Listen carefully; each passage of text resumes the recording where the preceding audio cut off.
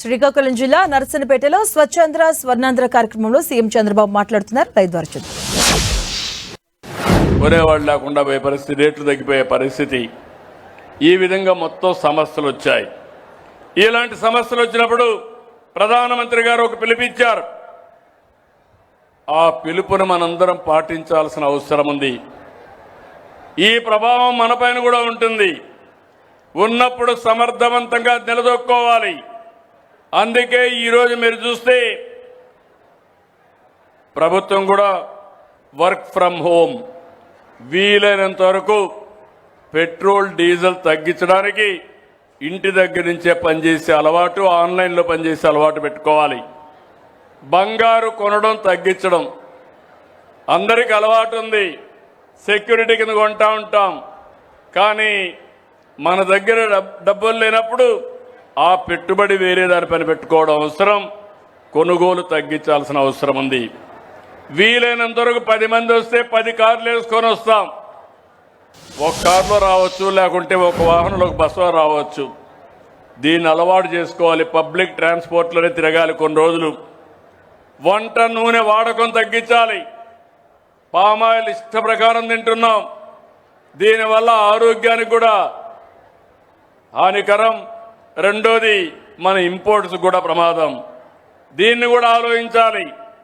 ఇప్పుడే ప్రకృతి సేద్యం పక్కనే ఒక ఆడబిడ్డ వచ్చింది. నేను అడిగాను, సార్ నేను చేసే సేద్యం మా ఇంట్లో ఉండే చెత్త అంతా కూడా కాంపోస్ట్గా కన్వర్ట్ చేసుకుని అదే మరి ప్రకృతి సేద్యం చేసి నేను పండించిన పంటలను ఊర్లో కూడా అమ్ముతున్నాను, నాకు డబ్బులు వస్తాయని చెప్పినప్పుడు చాలా ఆనందంగా ఫీల్ అవుతున్నా. ఈరోజు మీరు గుర్తుపెట్టుకోవాలి, మీరు తినే తిండి యూరియా పండించిన తిండి. అదే మరిగా మనం వాడే క్రిమి సంహారక మందులు భయంకరమైనవి. దీనివల్ల క్యాన్సర్ వచ్చే పరిస్థితి వస్తూ ఉంది. నేను అందుకని ఈరోజు ప్రకృతి సేద్యానికి పోయాం. 20 లక్షల ఎకరాలు ప్రకృతి సేద్యం చేసే ఏకైక రాష్ట్రం ప్రపంచంలో మన ఆంధ్రప్రదేశ్ అని మరొకసారి తెలియజేస్తున్నా. ఇది 40 లక్షలు చేద్దాం, 50 లక్షలు చేద్దాం. అవసరమైతే జీవామృతం కూడా టెక్నాలజీ ద్వారా వాడే పరిస్థితి వచ్చింది. ఇంకో పక్క నానో టెక్నాలజీతో ఎరువులు వేసే పరిస్థితి వచ్చింది.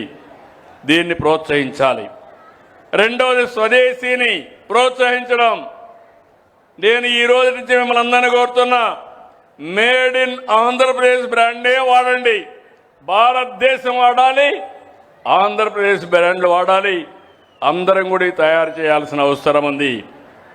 ఇంకో పక్కన విదేశ ప్రయాణాలు కాకుండా మన దేశంలోనే బ్రహ్మాండమైన ప్లేసులు ఉన్నాయి. మాన్యంలో మంచి జలపాతాలు ఉన్నాయి.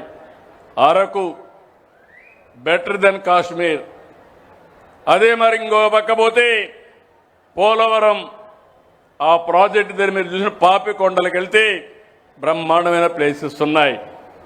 భారతదేశంలో లేని ప్లేసెస్ ఏమీ లేవు. అందరినీ కోరుతున్నా, ఇప్పటి నుంచి విత్ ఇన్ ది కంట్రీ మనం అందరం కూడా టూరిజం కానీ ఏదైనా చూడాలంటే చూసే పరిస్థితి రావాలి. మా ఆడబిడ్డలకు చాలా సంతోషం. నేను ఉచిత ప్రయాణ సౌకర్యం